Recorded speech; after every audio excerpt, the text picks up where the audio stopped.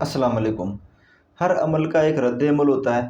جب آپ بال جو ہے وہ دیوار پر مارتے ہیں اور وہ واپس آتی ہے، باؤنس بیک ہوتی ہے، اسی طرح ہم اپنی زندگی میں کوئی بھی کام کرتے ہیں، چاہے وہ چھوٹے سے چھوٹا کام ہو، چاہے وہ بڑا کام ہو، اس کا رد عمل لازمی ہوتا ہے، اس کا باؤنس بیک جو ہے وہ لازمی ہوتا ہے۔ اگر ہم اپنی زندگی میں اچھے کام کرتے ہیں تو ان کا اچھا رد عمل ہوتا ہے، اور اگر ہم اپنی زندگی میں برے کام کرتے ہیں تو ان کا برا رد عمل ہوتا ہے۔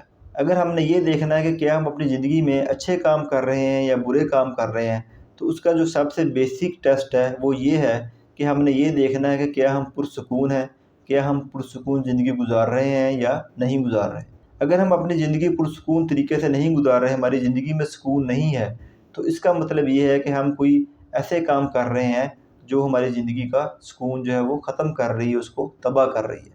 وہ کام کون سے ہو سکتے ہیں؟ مثال کے طور پر ہم کسی کے ساتھ زیادتی کر رہے ہوں، کسی کو تنگ کر رہے ہوں، کسی کو تکلیف دے رہے ہوں، کسی کے ساتھ بغض رکھا ہو، کسی کے ساتھ ہم حسد کرتے ہوں، کسی کا حق مارا ہو، کسی کے ساتھ ناانصافی کی ہو، کسی پہ ہم بلا وجہ الزام لگاتے ہوں، چغلی کرنے کی عادت ہو، یا پھر ہمارا جو کمائی ہے وہ جائز نہ ہو، وہ حرام کمائی ہو، تو آپ مجھے بتائیں کہ کیا ہماری زندگی میں سکون آ سکتا ہے؟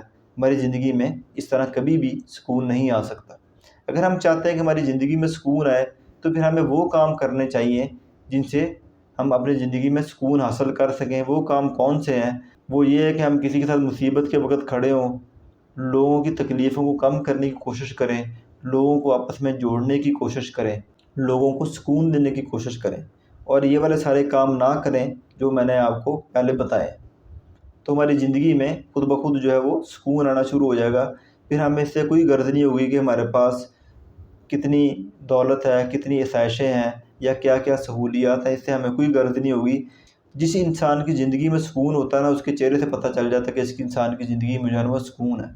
تو ساری بات کا خلاصہ یہ ہے کہ ہم اپنی زندگی میں کوئی نہ کوئی ایسا کام کر رہے ہوتے ہیں جس کی وجہ سے جو ہمارا سکون ہے وہ خراب ہوتا ہے، سکون ہمارا تباہ ہو جاتا ہے۔